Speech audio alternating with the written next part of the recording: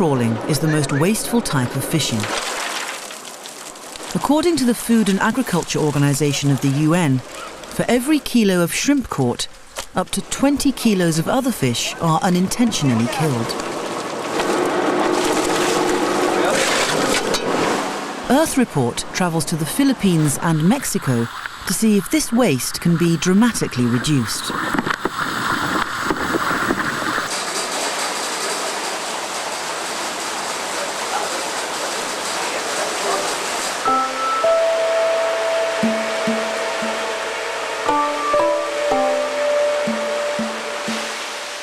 Typhoon season in Calbayog City in the Philippines.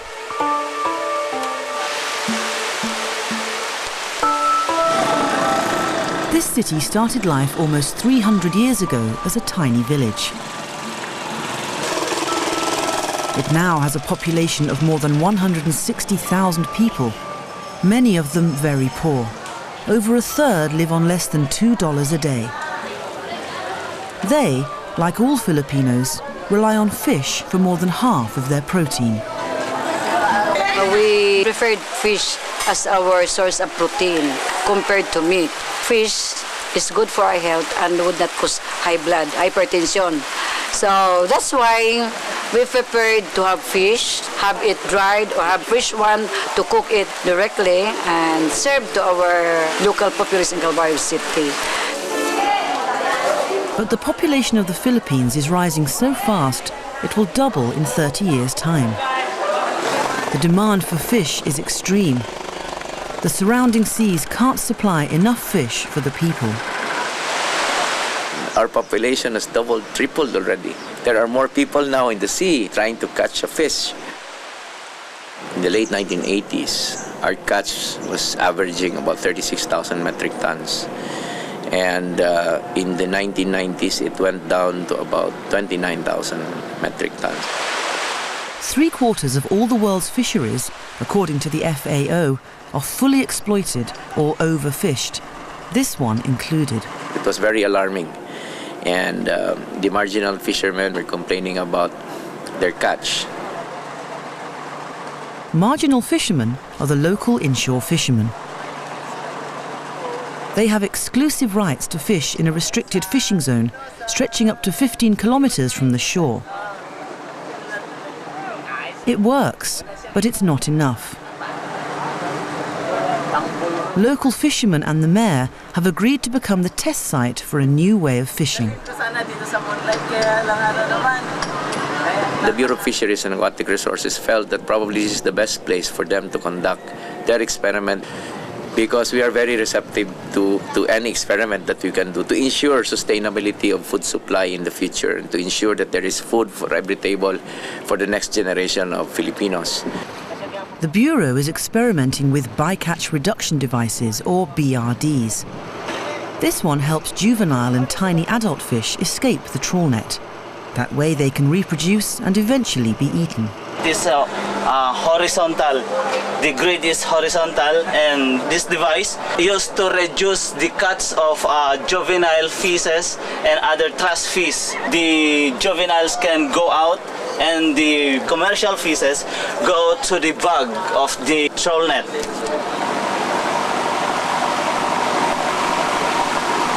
The Rudy Boy, captained by Rodolfo Meroncillo, was selected by the National Bureau of Fisheries to conduct tests on the bycatch reduction devices. They are designed to cut down the amount of so-called trash fish. These fish have little commercial value and form a significant part of what is known as the bycatch. That's all those fish that are not shrimps. Bycatch reduction devices effectively is any modification to a fishing gear to reduce the amount of bycatch.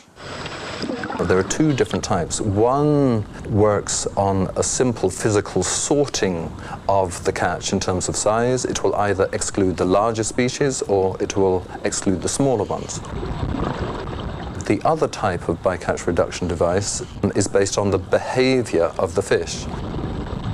Some fish have the intelligence, or they can respond to the visual stimuli of being able to see that there is a window of escape in the net.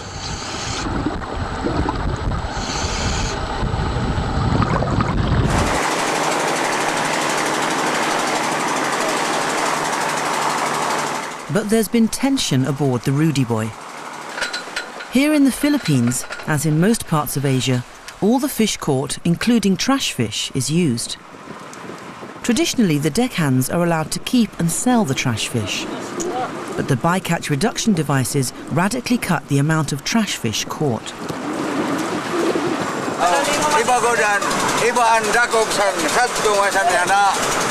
There is a big difference. Before, when we were not using the devices, there would be a great amount of reject fish compared to now.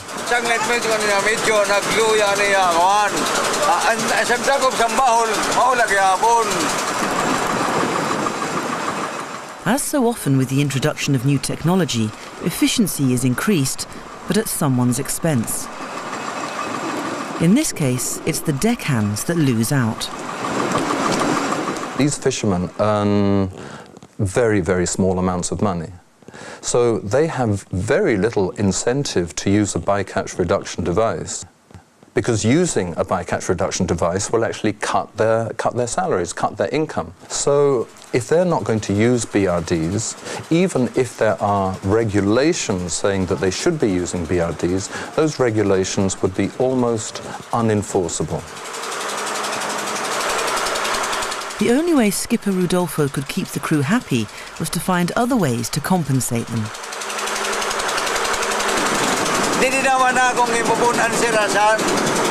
Because my crew were deprived of having some income from the reject fish, I give them 5% of the money I make from the catch.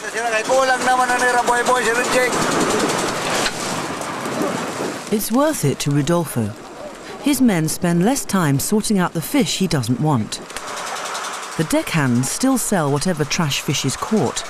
This income is supplemented by the 5% bonus from the captain. We believe that the issue of bycatch in Southeast Asia is more focused on the catching of juveniles, because this really affects the sustainability of our fishery resources. So we have focused on the J-TEDs, and we have already assessed in some of our trials and experiments. We already are almost certain that this is efficient and practicable to be used. 3 a.m. The boats return to port, the fish are sorted. Their catches are down over the previous year.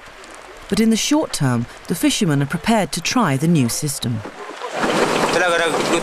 Because of using the BRD, our income is smaller. Sometimes we don't even have enough to buy food and to support our family needs. But we are looking forward to the future, to the situation changing. Those small fish that have escaped from our nets will be caught by us again in the future when they are bigger.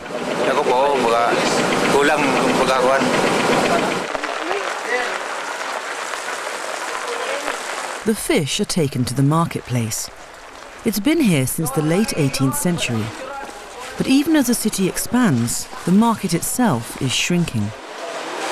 Before, there are plenty of fish, plenty of species, different kinds. That fish port is full, even to the street. Slowly, little by little, the catch decline. 600. The prized fish, shrimp for example, are quickly dispatched to lucrative markets in cities like Manila. Fish soup. The less desirable species are sold locally. As for the trash fish, they're used as feed in the local fish farm. All over Asia, fish farms have sprung up in a desperate attempt to keep the supply of fish rising in line with increasing populations. The mayor is not sure it's enough. Restricted zones, BRDs and fish farms may not ease the pressure on the marine resources. People have experimented reaching the moon, but we don't invest so much to our marine resources, which is just here, and we use it every day. And if people were able to experiment, spend so much money in trying to reach the moon, why not spend money also in experimenting to ensure sustainability of our food supply in the years to come?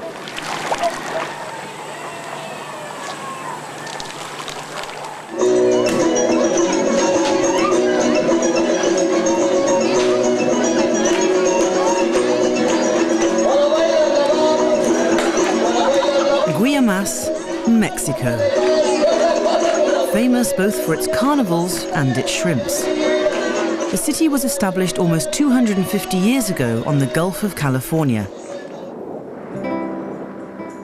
It's the second largest port on Mexico's Pacific coast. Guaymas is one of the major shrimp-producing cities of northern Mexico, and shrimp fishing is the most important Mexican fishery in terms of both foreign exchange and employment.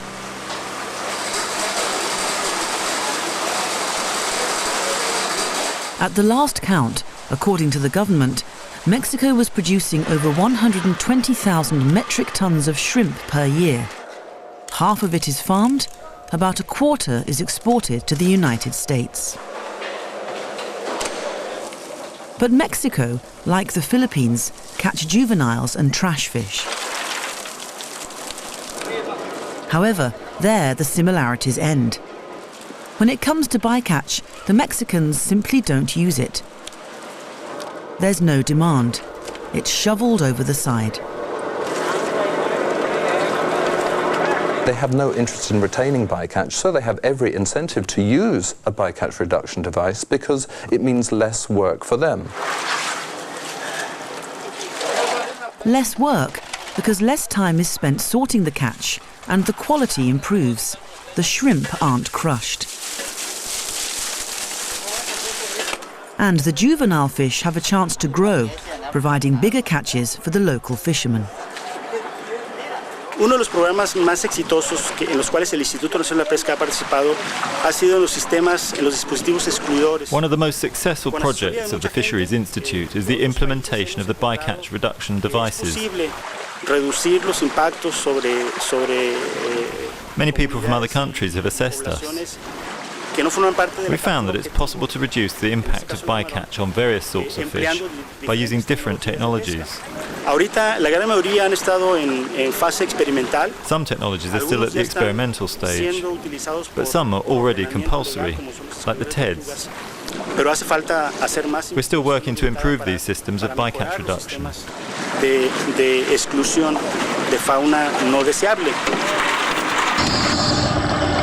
TEDs, or turtle excluder devices, have become widely used in Mexico. Several turtle species are endangered, and turtles, if not excluded, can damage nets and the shrimp catch. But TEDs are also important because without them, shrimpers legally can't send their catch to the lucrative markets up north in the United States. A TED is a simple grid placed inside the net.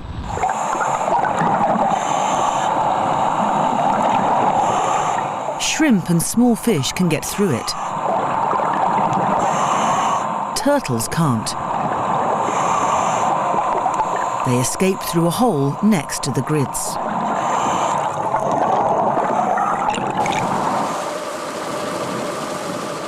Here in Guaymas, the shrimp trawlers not only use TEDs, but also a bycatch reduction device called the fisheye.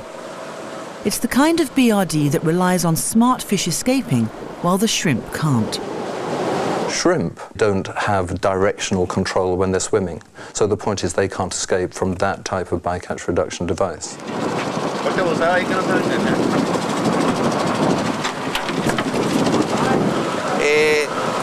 With the new excluder installed, we can get up to 70% reduction in bycatch. I believe we should spread the word about these devices. The authorities should tell the fishermen about these devices and make them compulsory. If they can prove to the fishermen that their catch won't be affected, well, what they'll lose will be nothing compared to what they'll gain. After all, they're a species we don't want. So why do we want them on board if we can let them go? After all, many of those fish we're going to need later. Muchas de esos peces son los que vamos a pescar luego, igual para consumo. The major beneficiaries of BRDs in Mexico are the small-scale fishermen. It means there will be a better chance of catching mature fish in the future. Un chorro arrastre te agarra 50, 100 kilos de camarón A trawler will catch 50 to 100 kilograms of shrimp, but may also catch 100 to 300 kilograms of red snapper with an average weight of about 150 grams, which is not commercial. It's basically killed and thrown overboard. But if you let them grow to 1 kilogram or 1.5 kilograms, we'll probably be talking about an even more profitable species.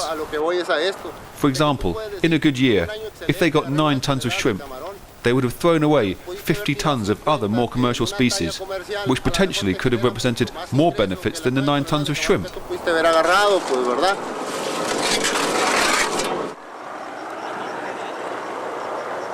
The small fishermen need species like red snapper because they're not catching shrimp in the numbers they used to, and their incomes are falling. The price of shrimp is dropping in the United States. Meanwhile, down here, the prices of fuel, oil and maintenance are rising. It's out of balance. Why do you think the prices have collapsed? According to the senior fishermen, it was due to the large supply of shrimp from the shrimp farms.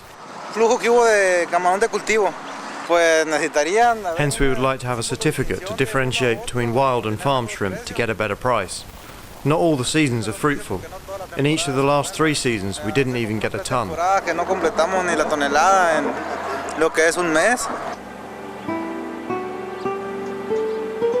The demand for shrimp is now so big that shrimp farms are mushrooming.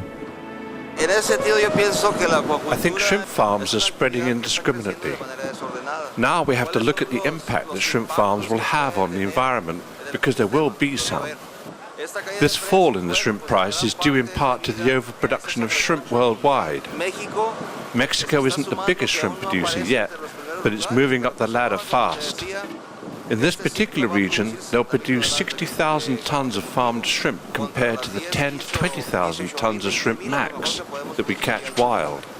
It's a dramatic difference.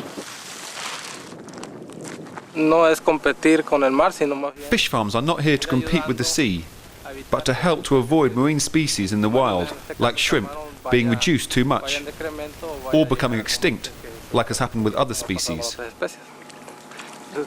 This shrimp farm produces more than 5 tons of shrimp per hectare each season. The small fishermen are desperate.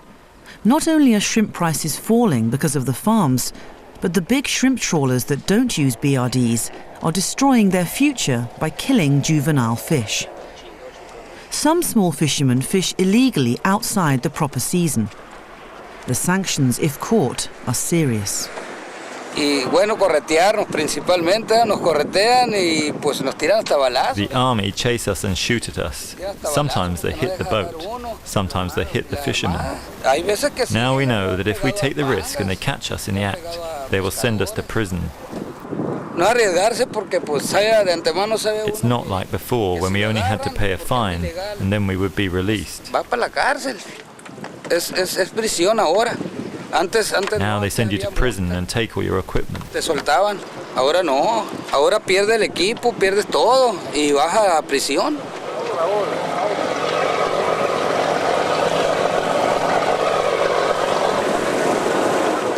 Perhaps this draconian policing of the shrimp habitats off the coast of Mexico is working for the shrimps, if not the small fishermen. These officials from the National Institute of Fisheries aboard the Don Raul are seeing specimens of the right age and size. Shrimp catches are healthy and bycatch is reduced with the increased use of BRDs. But Oscar Valdez is concerned for the future. For him, there are too many unknowns. We need to know what the actual state of the seas and the fisheries is to find out if they're overexploited. We have to look into new and different resources developed by scientific research. But for some experts, science can provide only part of the solution. We talk about bycatch reduction devices and we talk about fishing technology, and perhaps we think that we're dealing with a technical problem. But in fact, we're looking at a social problem and an economic problem, because the reasons that so much bycatch is being caught is to meet the needs of the poor people. So in that case, we come back to some of the big issues like good governance, equity, social justice, but then we're getting beyond potted shrimps.